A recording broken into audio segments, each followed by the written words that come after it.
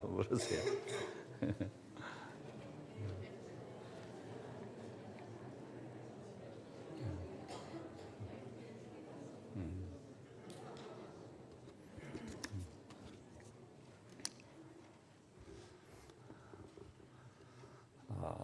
지난 7월에 소리 소문 없이 우리나라를 방문한 세계적인 연기의 거성이 있었습니다. 데이비드 오어라고, 데이비드 오어. 이 데이비드 오어라는 사람은 우리 시대가 배출한 가장 탁월한 애언자로 알려져 있어요. 이 세계적으로요, 그 애언의 탁월성을 인정받아 저 사람 진짜 하나님의 사람이다. 뭐 뜨내기 애언가 말고요. 그래서 애언의 적중률이 아주 높은 분들이 있어요. 그 중에 한 분이 데이비드 오어인데, 이분이 무엇으로 유명하냐면은 갑자기 IT를 방문해가지고, 여러 해 전 기억하시죠? 우리 교회에서도 IT 지원금을 모금해가지고 보냈습니다. 그래서 우리 교단에서 약 40억 정도의 돈을 가지고 책임 있는 분들이 IT를 가가지고 온 나라가 완전히 쑥대밭이 됐는데 뭐 화장실도 갈 곳이 없어요. 바로 거기 다녀온 총회 목사님 중에 한 분이 우리 교회를 방문해가지고 며칠서 같이 대화를 나눴는데 화장실 갈 곳이 없대요. 참혹하게 무너져가지고 집 하나 성한 곳이 없고 한 몸 누일 곳이 없이 폐허가 되어버린 거예요. 근데 그 IT를 방문해서 그 이전에 몇 달 전에 가가지고 회개치 않으면 하나님께서 이 땅을 완전히 뒤집어 놓을 거다. 회개하라고. 근데 회개라는 메시지를 전하기가 쉬워요, 어려워요? 굉장히 어렵습니다. 에레미야 선지도 그래서 사실상 순교자예요. 이사야 선지는 톱으로 켜서 죽이고 회개를 외치니까. 그러나 회개를 외칠 때 그 말씀을 나를 위한 말씀으로 받는 자는 진짜 복이 있습니다. 이 점을 여러분 기억하십시오. 그래서 하나님 말씀이라는 것은 디모데후서 3장 모든 성경은 하나님의 감동으로 된 것입니다. 하나님이 저자이세요. 그래가지고 그 어떤 역할을 한다고요? 첫째는 교훈. 우리가 동물과다는 구별화된 인간인데도 불구하고요, 마땅히 행할 길을 잘 몰라요. 자기 딴에는 안다고 하는데 천만의 말씀입니다. 주의 길이 어딘지, 하나님이 기뻐하시는 길이 어딘지 잘 모르는, 그래 항상 자기 속에 옳은 대로 행하였더라. 그래서 문제가 생기는 거예요. 그래서 그 교훈이란 뭐냐? 그 형상을 따라 지음받은 인간이란다면 마땅히 행할 길, 그걸 보여주는 게 교훈입니다. 이렇게 살아라. 그다음에 두 번째는 뭐죠? 교훈대로 살지 못했을 경우 하나님 말씀 반드시 책망을 주는 거예요. 책망이 없으면 그건 하나님 말씀이 아니에요. 제가 주일마다 이 강단에 설교합니다만 뭐 수요일도 있고 새벽기도도 하고 모든 말씀과 그 메신저라 그가 진짜 신실한 목회자란다면 맨 먼저 누구에게 설교하겠죠? 자신에게 설교하는 것이, 내게 설교를 하는 거예요. 그래서 내게 은혜가 되고 내가 깨달아지고 내가 무릎을 꿇고 상한 마음 통회하는 심령을 가질 때 그 말씀을 가지고 나오는 것이지, 나는 듣지 않고 다른 사람 들으라고 그 하나님 앞에서 신실한 목사가 아닌 것입니다. 말씀 사역자들의 어려움 중에 하나가 말씀 앞에 자신이 먼저 서야 된다는 거. 굉장한 고통입니다. 그게 책망이에요. 그 다음에는요, 책망을 통해 마치 의사가 환자를 수술하듯이 이제 바르게 함, 회복을 시키는 바르게 함. 그리고 그 말씀의 문맥을 보면은요, 하나님의 사람으로 온전케 하려 함이라. 한번 따라합시다. 하나님의 사람으로 온전케 하려 함이라. 하나님의 궁극적 목적은 저나 여러분을 온전에 이르도록, 그리스도의 분량에 충만한 데 이르도록. 그러니까 하나님은 어르시지 않아요. 교훈과 책망과 바르게 함을 통해 우리를 온전에 이르도록 그 하나님을 찬양할지어다. 맞습니다. 맞아요. 그래서 그분이 IT 가가지고 회개하라. 회개치 아니하면 이 땅을 하나님 완전히 뒤집어 놓을 거다. 근데 IT 사람들이 한 사람도 기적같이 회개하지 않았어. 여전히 먹고 마시고 지을 죄 다 짓고 악을 행하고 하나님께 대한 경외심을 다 잃어버린 사람. 그래서 이제 그 다음에 그 사람이 도미니카 공화국 있죠. 그 옆에 있는 도미니카 공화국 가서 또 회개를 했었어. 근데 놀랍게도 도미니카 공화국은요, 윗사람보다 아랫사람까지 다 회개하는 거예요. 바로 몇 따로 상상할 수 없는 놀라운 일을. IT를 하나님이 흔들어 버리니까 땅이 갈라지고 건물들이 다 무너지고 수많은 사람들이 죽고 마실 물도 없고 먹을 것도 없고 전 국토가 완전 쑥대밭이 되어버린 거예요. 그때서 우리가 회개했어야 되는데. 근데 도미니카 공화국은요, 집이 약간 흔들리는 것으로 딱 끝났어요. 하나님께서 상하고 통이하는 심령을 멸시치 아니하시리이다. 여러분 평생 살면서 잊지 마십시오. 여러분 진짜 구원의 길로 돌아 하나님의 사람이 됐다면 따라서 해볼까요? 하나님이여, 상하고 통이하는 심령을 주께서 멸시치 아니하시리이다. 우리가 연약한 인간이라 관 속에 누울 때까지는 여러분이 죄 지어야 안 지어요? 피할 수 없어요. 그러나 하나님께서 기뻐하시는 거 보니까 상하고 통이하는 심령을 가지면 그걸 기뻐하시는 거예요. 그걸 기다리고. 그래 요한일서 1장 9절도 만일 우리가 우리 죄를 자백하면 저는 미쁘시고 의로우사 우리 죄를 사하시며 모든 불의에서 우리를 깨끗게 하실 것이요. 그 말씀이 저는 신앙의 초입에서 저에게 복음이었습니다. 예나 지금이나 마찬가지예요. 그리고 경험을 해보니까요, 이 상하고 통이하는 심령을 갖는 것 자체가 내게 최고의 축복이에요. 그 경험한 사람은 맞아 바로 아실 거예요. 긍정하실 거예요. 어떻든 근데 그분이 우리나라에 오시기 전에 아프리카의 케냐에서 집회를 인도했는데 300만 명이 모였어요. 사람이 안 믿어지거든요. 무슨 300만 명이 모일 수 있느냐. 근데 300만 명이 모였습니다. 그리고 예언적 은사가 있어가지고 그가 예언하는 것들이 혹간 틀릴 수도 있어요. 근데 그 틀린 거 그걸 그냥 시비를 걸어가지고 흠집을 내는 사람들이 있는데 데이비드 오원은 이 시대의 진정한 예언자입니다. 그런데 우리 대한민국의 그 영적 지도자급에 있는 사람들하고 아무런 교제가 없고 지면이 있는 사람이 없는 거예요. 근데 하나님께서 너 한국으로 가서 회개를 외쳐라. 아는 사람이 있어야 줄을 대보지요. 그 멤버가 그 팀이 7명, 8명이거든요. 항공권도 있어야 되고 숙소도 있어야 되고 식사도 해야 되고. 그런데 이번은 전례 없는 그 성령의 감동 중에 한국 가서 회개를 외치라고 하니까 자기 팀의 모든 왕복 항공권을 물론 숙박비를 다 스스로 부담하기로 하고. 그러나 어디가 설 건가?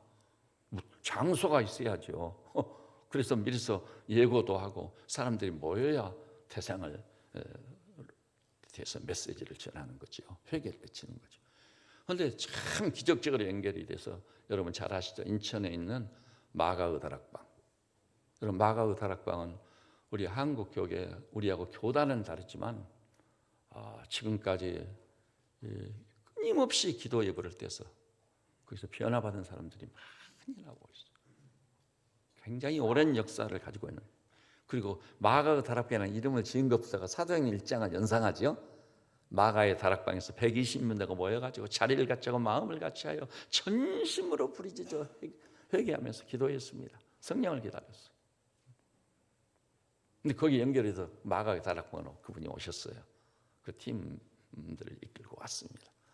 와가지고 회개를 외치는데 사람들이 영신할 틈이 없이 미어터졌습니다. 과감하고 담대하게. 때로는 목숨 걸고 하는 겁니다. 그 말씀을 수용하지 못한 사람은 아까 제가 인용했죠. 이사야는 톱으로 켜서 죽였어요. 에레미야는 땅을 파가지고 거기다 묻어버리려고 했어. 그래도 외치는 자의 소리가 되는 겁니다. 그럼 세례 요한도 광야에 외치는 자의 소리로 살다가 헤롯 대왕한테 참수를 당해 죽지 않아요. 그런 결연한 의지가 없이는 말씀 사역자로서는 실격이 안 되는 거예요. 근데 와서 회개를 했는데 그분이 옆에서 지켜본 목사님이 이 얘기를 제가 들어봤어요. 하루에 햄버거 하나밖에 안 먹어요. 내중에는 그 햄버거도 끊어버렸습니다. 금식. 이 나라 이 민족을 생각해도 자기 민족도 아니고 자기 나라도 아니고 친지가 있는 것도 아니고 이 나라 이 민족을 위해서 식음을 전폐하고 회개를 외쳤습니다. 근데 경고의 메시지 중요한 부분이 뭐냐면 만일 이 땅에 회개치 아니하면 이 한국이 예부적 세력에 의해서 전례 없는 엄청난 압도적인 재앙이 쏟아질 거다. 그렇게 회개를 치고 경고를 받아 가버렸어요. 자기 사역을 마친 거지요. 그래서 교계에서는 이것이 번지고 확산돼서 알고 있는 사람들은 두려움이 떨고 있는 거예요. 어느 목사님 얘기하시더라고요. 자기 목회하는 교회에서 이 메인 채플이 마치고 식사를 나누는데 그 목사님이 그날 말고 이렇게 교우들하고 식사도 같이 하면서 돌아다니면서 화제거리가 뭔지 들어봤더니 방독면은 준비했느냐고. 방독면은 준비했느냐고. 생물학전 세균제를 전제하고 핵을 전제하고 방독면은 준비됐습니까? 그래서 상당히 충격적이었대요. 단순한 전쟁에 대비해서 뭐 먹을 것을 준비하는 수준이 차원이 아니에요. 그리고 구체적으로 이 문제의 그 본질 이런 건 제가 얘기할 시간이 아니니까 지나갑니다. 그러니까 이런 그 일촉즉발의 이 가운데 있는 남쪽에 있는 좀 각성이 된 사람들은 두려움이 많고 여러분 아시죠? 지금 싸움은요 더러 이 고전적 전쟁을 총칼을 들고 왔어요. 아니에요. 이제는 미사일 전쟁 한 발이면 끝나버립니다. 여러분 저보다 여러분들이 잘 아시죠? 한 발이면 끝나버려요. 설마 그런 일이야 있겠느냐고요? 그렇지 않습니다. 그런데 그런 그 임박한 진로, 그 시대를 사는 우리들 두려움과 공포가 밀려오는 건 사실입니다. 그리고 만일 전쟁이 일어났을 경우요 전쟁통에 죽는 게 나은 거예요. 한번 따라서 볼까요? 산자의 고통. 차마 저는 전쟁에 관한 소설들을 많이 읽었습니다. 왜냐하면 그 전 국토가 초토화가 된 그런 전장을 지난 작가들이요 그 전쟁의 참혹함을 글로 써서 전해야 되겠다 해서 전쟁 소설들이 나오게 된 겁니다. 그것을 읽고 있느라면 어떨 때는 사시나무들도 몸이 떨 수밖에 없어요. 어떤 일이 있어도 전쟁이 일어나서는 안 되겠구나. 그런데요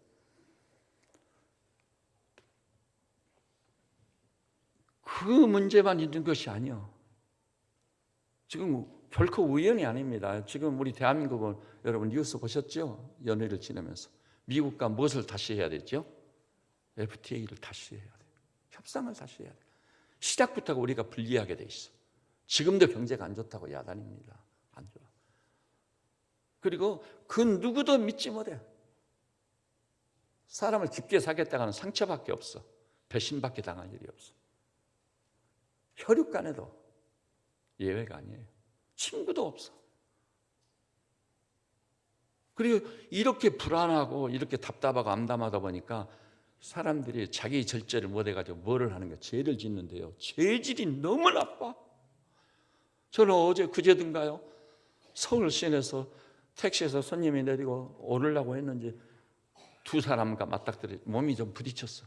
그랬다고 해가지고 두 사람이 그 한 사람을 얼마나 떠들어 팼는지 죽었지 않아요. 그래서 현장 제가 그 영상 그것을 보면서 와 주여 이 나라를 어찌하오리까 늘 얘기했죠. 얼마 전에 있었던 엄마가요 자식 둘을 죽여가지고 냉동해버린 거. 사람을 죽여서 토막 내가지고 냉동시 가방에다 담아서 시아오에다 던져버린 거. 어떻게 이런 말로 할 수가 없어요. 17살 먹은 놈하고 그 친구하고 어울려서 초등학생을 죽여가지고 왜 죽였냐 했더니 시체의 일부를 가지고 싶었다고. 이럴 수가 있는 거예요. 이거 경고를 받아야 됩니다. 이게 예산일이 아니구나. 예산일이. 근데 그러므로 말미암아 사람들의 마음이요, 근심, 걱정, 염려, 두려움, 공포, 또 이런 우리나라는 또 아시다시피 역사 그 격동기를 지나오면서요, 불과 얼마 전에 30년대 일제치하에 신음했죠. 주권을 상실한 민족. 얼마나 암담했었습니까? 해방정국의 와중, 해방이라고 됐는데 좌와우가 싸워가지고 조금 있다가 6.25로 초토화가 된 우리끼리 총뿌리를 겨눈 이 싸움, 어찌하오리까? 그 이후에 그렇게도 가난하고 못 살고 힘들었던 시절들, 어른들은 다 기억하실 거예요. 우리 대한민국만이 가지고 있는 현대사의 그 혼란과 격동기를 또 다 온몸으로 부딪히며 살아왔죠. 그런 과정이 있던 게 어느 정도는 정신과적 치료를 요하는 문제를 다 가지고 있는 거예요. 그리고 대한민국에서 상담하게 이렇게 뜨고 치유, 회복, 그런 사역이 이렇게 떠버린 이유가 있어요. 여기 있는 분들도 저도 결코 자유로울 수 없습니다. 기억하십시오. 어떤 목사님이 솔직하게 자기 고백을 하는 얘기를 들어봤어요. 굉장히 유명한 목사님이에요. 근데 자기 조절이 안 된다는 거예요. 안 돼가지고 너무 문제의식을 많이 느껴가지고 그분이 치유를 받으러 어느 치유센터를 방문했더라고요. 근데 기적같이 거기서 치유가 되고 회복이 됐어요. 이렇게 좋았는데 자기 조절을 못하지 왜 내가 그렇게 살았단 말인가. 여러분, 저나 여러분이나 명심하십시오. 우리의 역사 때문에, 성장 과정 때문에 어느 정도는 치유와 회복이 필요한 상흔이 있고요, 지을 수 없는 역사의 흔적이 있는 것입니다. 그래서 어디든지요, 치유 사역을 하는 사람들한테는 어마어마한 사람들이 따라다녀요. 어마어마합니다. 그러다 보니 좌절감, 절망감, 패배의식, 열등의식, 왜 나는 이 모양인가, 나는 안 된다. 과연 이 어지럽고 폐역한 시대, 우리 그리스도인 하나님의 사람들 어떻게 살아야 될까요? 이 시대의 흐름에 나를 맡긴 채 그렇게 걱정하고 염려하고, 그리고 더디 믿고 의심하고, 그리고 좌절, 절망, 패배의식 속에 그렇게 살아야만 될까요? 아닙니다. 복음이 그걸 해결하지 못한다면 그 복음이 아닌 거예요. 그래서 지금 지난주부터 우리가 말씀을 상고하고 있는 말씀의 주제가 뭐예요? 우리 마음을 만족해 하시는 하나님이에요. 이 창세기부터 요한계시록까지 줄기차게 주님이 우리를 향해 쏟아내는 메시지 핵심 본질 중에 하나가 뭔 줄 아세요? 회개하고 내게 돌아오라. 그럼 내가 너희를 만족하게 하겠노라. 아무것도 염려하지 말고 오직 너희 구할 것을 감사함으로 하나님께 아뢰라. 엄청난 각성과 도전을 주는, 그리하면 모든 지각에 뛰어난 하나님의 평강이 그리스도 예수 안에서 너희 마음과 생각을 지키시리라. 여러분, 모든 지각에 뛰어난 하나님의 평강이란 뭐죠? 지각에 뛰어나단 말은요, 내가 직면한 환경이나 상황이나 조건이 좋든 나쁘든 어떤 상황이나 어떤 조건이나 어떤 처지에서든 그 모든 경계를 뛰어넘어 내게 주어지는 하나님의 평강이 있음을 아시기를 바랍니다. 그 만족함인 거예요. 그래서 복음성에서 내게 만족함이 없었네. 근데 주님을 만나가지고 만족함이라는 걸 경험한 거예요. 요한복음에 보니까 내가 너희에게 평안을 끼치느니 곧 나의 평안을 너희에게 주노라. 내가 주는 평안은 세상에 주는 것과 다르다. 그러므로 아무것도 염려하지 말고 아무것도 걱정하지 말라. 이 복음으로 와야 돼요. 이 복음으로 와야 된다고요. 근데요, 여기서 이 만족함을 얻는 하나님의 예비하신 차고 넘치는 삶, 요한복음 7장 그랬잖아요. 이 목마르거든 내게로 와서 마시라. 그러면 네 배에서 생수의 강이 흘러나리라. 이것이 성경에 기록된 글에 불과한 게 아니에요. 실제로 생생하게 체험이 되고 경험이 되어져야 되는 것입니다. 경험이 되어야. 집사님, 나도 이제 알았느라고, 경험했느라고 내 배에서 생수의 강이 흘러나는 것 같다고 이제야 맛을 봤습니다. 그런 놀라운 영적 세계에 들어가시기를 우리 주님의 이름으로 축원합니다. 그게 복음인 거예요. 그게 복음의 본질이에요. 그런데요, 그렇게 하는 데 있어서 결정적으로 중요한 게요, 하나님께서 우리를 지으신 우리의 구조성을 볼 때 마음입니다. 지난 시간에 말씀드린 마음을 히라버로 뭐라고요? 다 알아두셔야 돼요. 이런 정도는 카르디아 해보세요. 카르디아란 말은 우리 인격의 심장부, 우리 존재의 가장 깊은 것. 그래서 우리 인간은요, 마음 먹기에 달려있어. 우리 말에도 다 있죠. 다 경험을 해본 거예요. 마음 먹기에 달려있다. 백두산을 경계로 해서 이쪽으로 오르면 압록강이 되고 저쪽으로 오르면 두만강이 돼버리고. 그래서 사실 잠언에도 말했어요. 성을 정복하는 자마다 마음을 정복하는 자가 진짜 용사다. 여러분 마음을 그 잠언의 4장 23절 잊지 마십시오. 무릇 지킬 만한 것 중에 네 마음을 지키라. 생명이 이루면야만 나려니라. 그랬어요. 우리가 지킬 만한 게 많이 있다는 거예요. 뭐 돈도 지켜야 되고 재산도 지켜야 되고 자식도 지켜야 되고 직장도 지켜내야 되고 대결 경쟁사에서 살아남아서 지켜야 되고. 정말 그런 것을 지키고자 하느냐? 아니다. 무릇 지킬 만한 것 중에 네 마음을 지키라. 마음을 허용해버리면, 받아들이기 시작하면 그 사람 인생이 망가져버려요. 자기도 괴롭고 지옥을 살게 되면 지옥을 살게 돼요.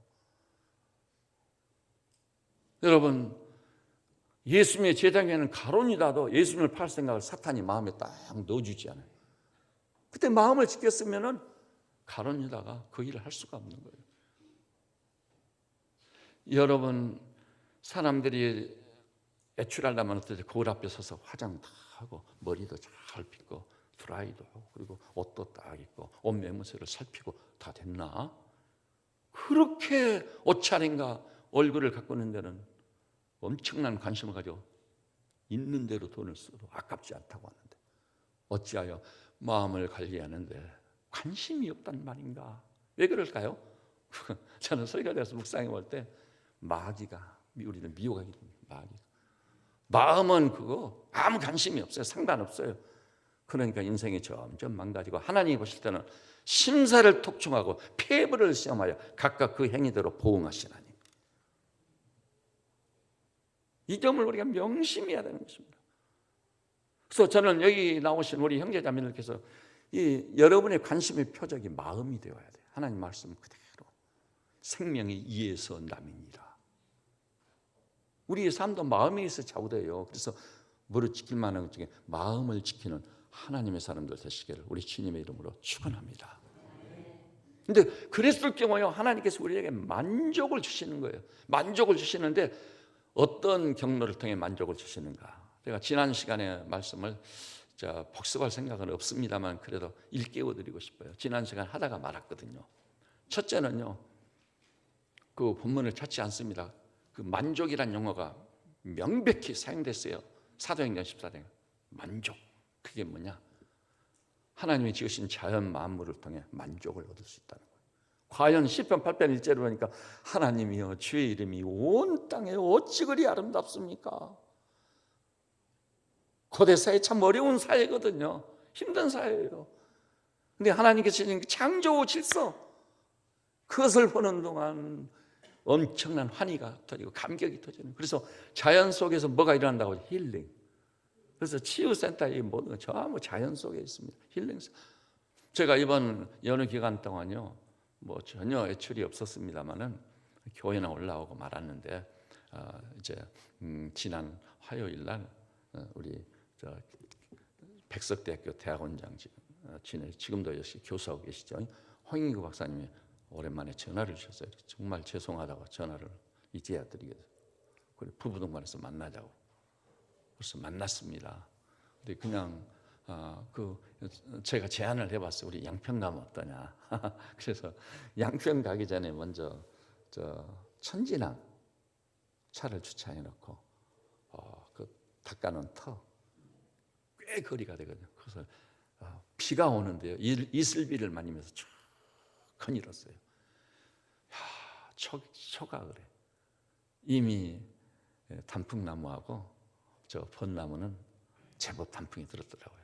숲이 얼마나 좋고 산세가 얼마나 좋고 그 향기로운 공기, 그것을 거니는 것으로 힐링이 되더라고요. 감사가 되고.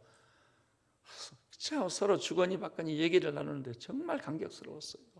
쌍방간에 서로. 여러분, 우리는 반드시 하나님이 지으신 창조 질서에 눈을 떠야 됩니다. 계절의 변화를 맨 먼저 감지하는 사람이 되어야 돼. 주께서 손가락으로 지으신 해와 달과 별들을 내가 보니 하나님의 인생이 무엇이간데 크게 여기사 천사보다 조금 못하게 하시고 만물을 그 발 아래 복종케 하십니까? 제가 주님을 만난 다음 뭐 암송하려고 노래가 게 아니라 줄줄이 꿰게 됐어요. 과연 하나님의 말씀이구나. 저는 여기 나온 우리 형제자매님들이 하나님이 기기묘묘하게 지으신 창조 질서에 눈을 뜨기 시작해서 우리 이 주차장 내려가면 가요. 생각지도 않은 꽃이 피어 있어요. 샛노란 꽃을 피워낸 그것을 보고 있느라면 빠져들 수밖에 없어요. 그야말로 환희예요. 그런데 그것을 통해서 하나님은 우리를 만족해 하신다. 특히요, 그 자연 만물 속에서 씨를 뿌리고 가꾸지 않아요. 그래가지고 수확을 하는 거예요. 수확. 그 수확으로 말미암아 너희는 만족감을 얻을 것이다. 만족감을 얻을 것이다. 그 다음에요, 두 번째는 사모하는 마음. 한번 따라서 해볼까요? 하나님이 우리를 위해서 좋은 것을 준비하시되 사모하는 심령을 만족해 하시느니라. 만족이라는 영어를 분명히 썼어요. 하나님이 우리를 위해서 예비하셔서 정말 좋은 것들입니다. 근데 내가 그걸 모르고 있는 거예요. 눈이 열리지 않는 거예요. 상관없는 삶을 살고 있느니 이 얼마나 안타까운 일입니까? 누구에게 주신다고요? 하나님의 각양 것에게 좋은 것을 예비하시되 사모하는 심령을 만족해 하시느니라. 오직 사모하는 심령을 만족해 하십니다. 저는 목사이기 때문에요, 우리 교우들의 영성을 진단해 봅니다. 정말 하나님과 그 말씀을 사모하는 마음이 있는가? 정말 사모하는가? 여러분, 우리 대한민국의 신앙생활하는 대부분의 교인들, 그리스도인들이에요, 사모하는 마음이 사라져버렸어요. 다른 것으로 만족할 게 너무 많은 거예요. 돈, 뭐 좋은 밥 먹고, 또 좋은 옷을 사서 입고, 만족을 줄 것 같은 허상이 너무 많은 거예요. 거의 만족을 줄 줄 알고 절대 만족을 못 줍니다. 대그룹 회장님이 돈으로 만족이 있을까요? 있을 것 같죠? 그 자리에 가보세요. 없어요. 없습니다. 저도 옛날 기독실업인에 오랫동안 그 아침 기도회를 인도했어요. 저 청년 기독실업인에 YMCA 그 종로 2강가요. 자원방. 거기도 다 유수한 기업인들이거든요. 그래서 저는 그분들이요, 주눅이 들렸어요. 돈 많은 사람들이 모이고, 뭐 판사들, 변리사들, 그럴 만한 사람들이 모인 거예요. 그게 주눅이 들리죠. 저는 가진 게 있어요. 저는 버스에 시달리면서 종로까지 나가야 되는 거예요. 그런데 그분들을 만나서 교제를 해보니까 만족감이 없었네. 갈증은 더 심화되어 있어요. 그것으로 만족이 안 되니까. 오직 사모하는 심령을 만족해 하신다. 저는 오늘 이 자리에 앉아 계신 우리 형제 자매님들이 다 내려놓고 하나님 존재에 엎드려 당신을 사모합니다. 주의 말씀을 심히 사모합니다. 주의 내게 누가 있사오리까? 오직 주님, 오직 말씀. 이렇게 해서 사모하는 심령을 만족해 하시는 하나님을 확실히 만나보시고 경험하시기를 우리 주님의 이름으로 축원합니다. 그 다음에 세 번째요, 주님께 가까이 나가야 돼요. 이것도 진짜 본문은 지난 주일을 다 인용을 했기 때문에 제가 또 다른 본문을 인용합니다. 한번 따라서 여호와를 가까이 함이 내게 복이라. 여러분, 하나님을 가까이 하면은요 굉장히 불리할 것 같아요. 그 말씀대로 살아야 되고, 하나님 완전한 분이라 나를 들여다보시면 내가 살아남을 수가 있겠네. 그렇지 않아요. 아기를 낳아 길러본 엄마들은 다 알고 있는 게 있어요. 아이가 언제 제일 귀엽지요? 말도 잘못하고 엄마 그거는 하고 아장아장 막 이렇게 뭐 농이나 이런 거 소파 잡고 걸을 때 아주 연약할 때 그 엄마 한번 불러주면 거의 그렇게 신기해가지고 막 박수를 치고 나.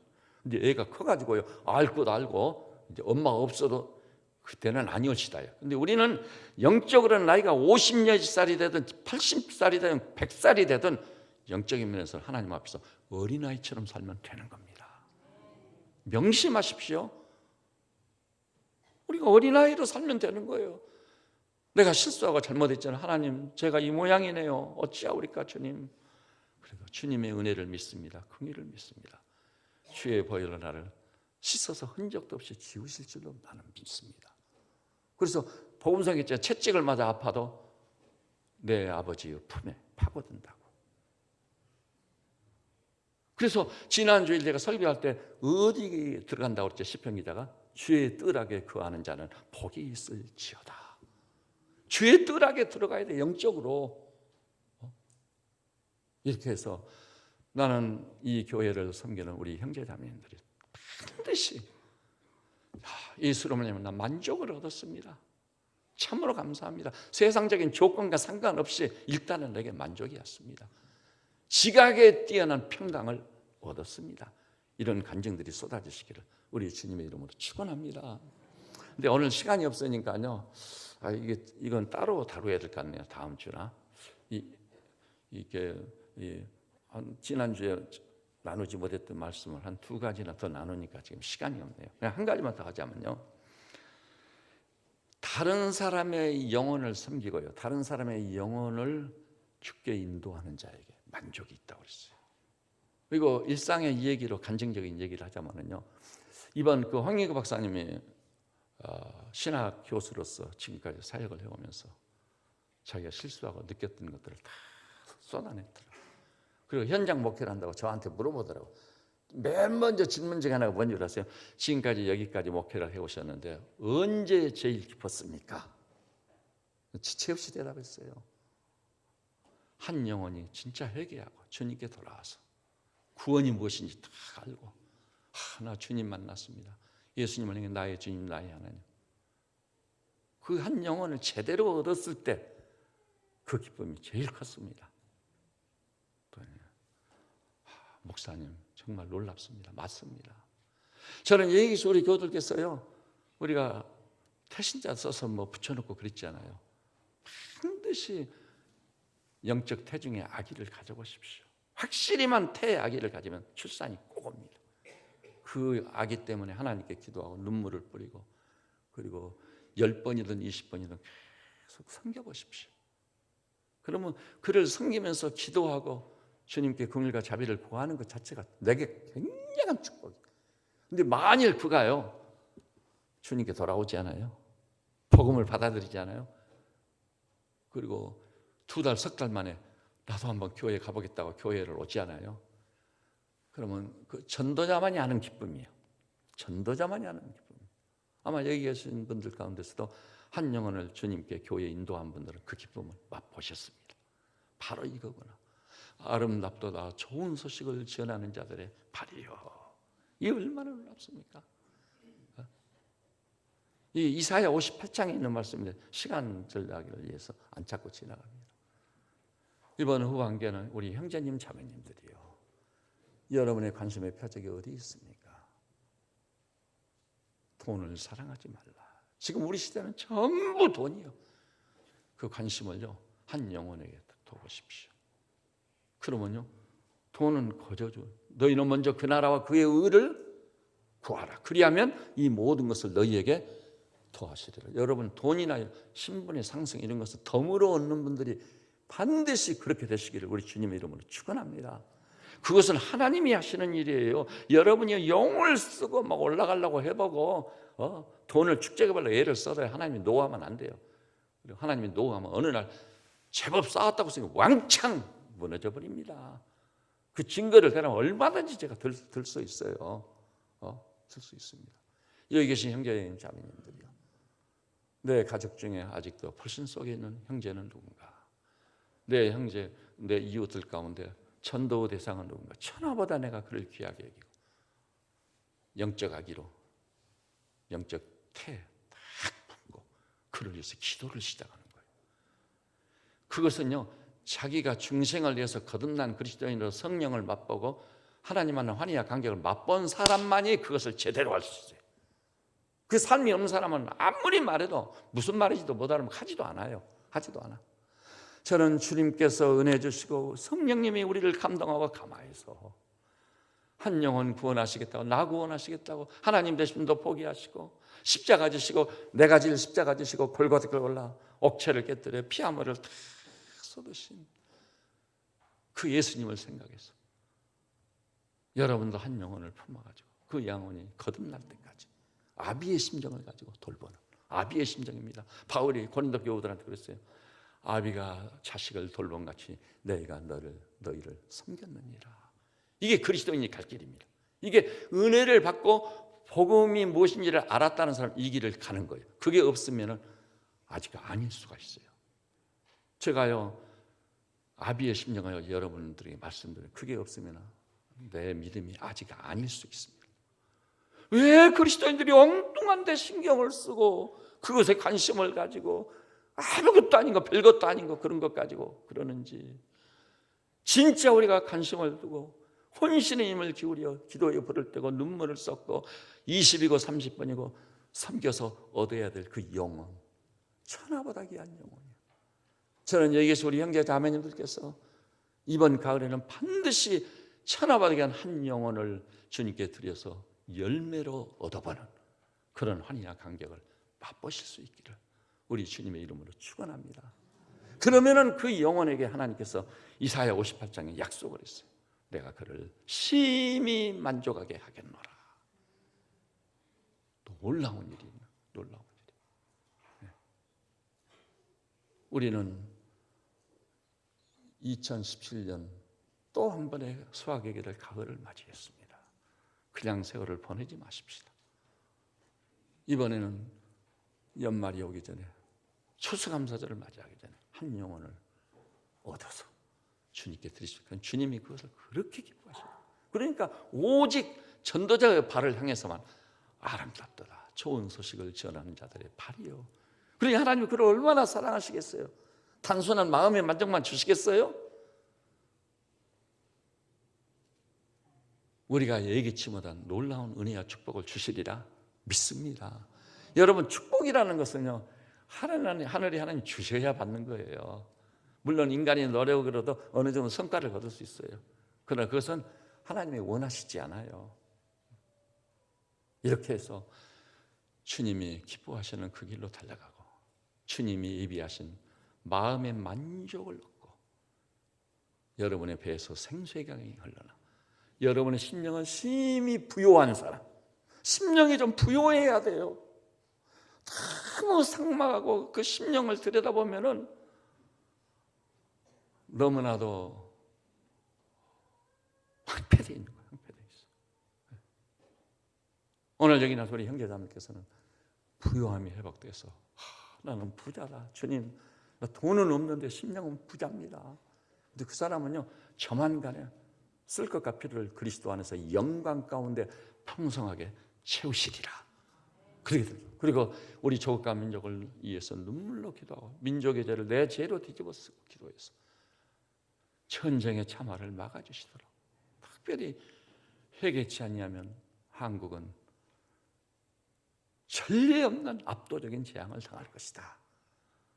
우리하고 아무 상관없는, 한국을 잘 모르는 사람이었어요. 근데 하나님께서 음성을 들어 너 한국으로 가라. 회개를 외쳐라. 경고를 바래라. 그래서 한국을 남의 나라 백성을 위해서 자기가 처음에는 햄버거 하나로 떼우로 딱 하루 종일, 그다음에 금식을 하고 경고를 바라고 회개를 외친 겁니다.